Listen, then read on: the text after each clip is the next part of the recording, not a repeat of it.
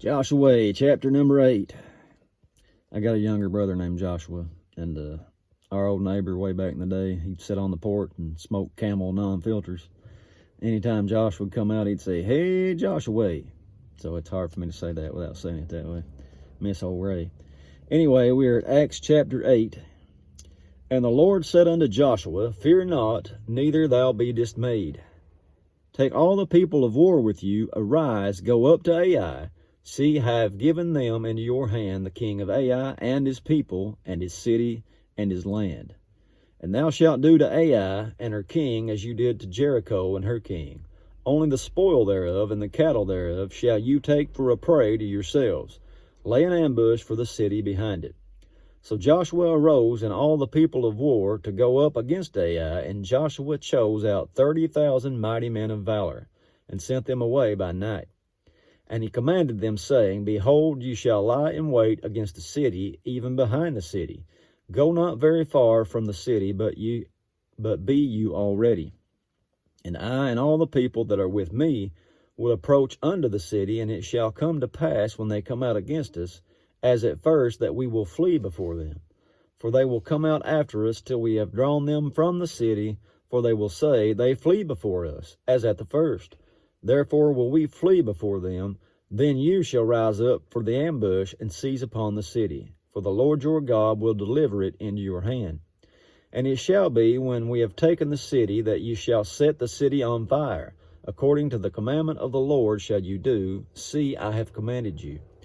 Joshua therefore sent them forth, and they went to lie in ambush, and abode between Bethel and Ai, on the west side of Ai, but Joshua lodged that night among the people.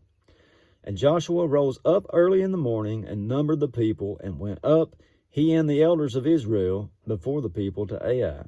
And all the people, even the people of war that were with him, went up, drew nigh, and came before the city, and pitched on the north side of Ai. Now there was a valley between them and Ai. I say it's just A and an I. I have no idea how you pronounce that. That's what I say. And he took about 5,000 men, and set them to lie in ambush between Bethel and Ai on the west side of the city. And when they had set the people, even all the host of that was on the north of the city, and their liers in wait on the west of the city, Joshua went that night into the midst of the valley. And it came to pass, when the king of Ai saw it, that they hasted and rose up early, and the men of the city went out against Israel to battle, he and all his people, at a time appointed before the plain, but he wist not that there were liers in ambush against him behind the city. And Joshua and all Israel made as if they were beaten before them, and fled by the way of the wilderness. And all the people that were in Ai were called together to pursue after them. And they pursued after Joshua, and were drawn away from the city. And there was not a man left in Ai or Bethel that went not out after Israel. And they left the city open, and pursued after Israel. And the Lord said unto Joshua, "Stretch out your spear that is in your hand toward Ai, for I will give it into your hand." And Joshua stretched out the spear that he had in his hand toward the city.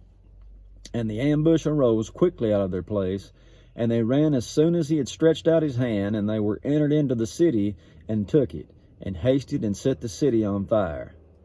And when the men of Ai looked behind them, they saw, and behold, the smoke of the city ascended up to heaven, and they had no power to flee this way or that way, and the people that fled to the wilderness turned back upon the pursuers. And when Joshua and Israel saw that the ambush had taken the city, and that the smoke of the city ascended, then they turned again, and slew the men of Ai.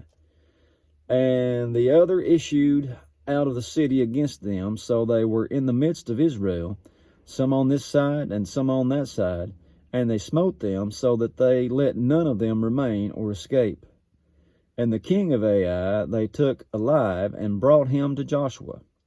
And it came to pass, when Israel had made an end of slaying all the inhabitants of Ai in the field, in the wilderness wherein they chased them, and when they were all fallen on the edge of the sword, until they were consumed, that all the Israelites returned unto Ai, and smote it with the edge of the sword. And so it was, that all that fell that day, both of men and women, were 12,000, even all the men of Ai. For Joshua drew not his hand back, wherewith he stretched out the spear, until he had utterly destroyed all the inhabitants of Ai. Only the cattle and the spoil of that city Israel took for a prey unto themselves, according unto the word of the Lord which he commanded Joshua. And Joshua burnt Ai, and made it a heap forever, even a desolation unto this day. And the king of Ai he hanged on a tree until eventide. And as soon as the sun was down, Joshua commanded that they should take his carcass down from the tree, and cast it at the entering of the gate of the city, and raise thereupon a great heap of stones that remains unto this day. Then Joshua built an altar unto the Lord God of Israel in Mount Ebal, as Moses the servant of the Lord commanded the children of Israel, as it is written in the book of the law of Moses, an altar of whole stones, over which no man has left up any iron.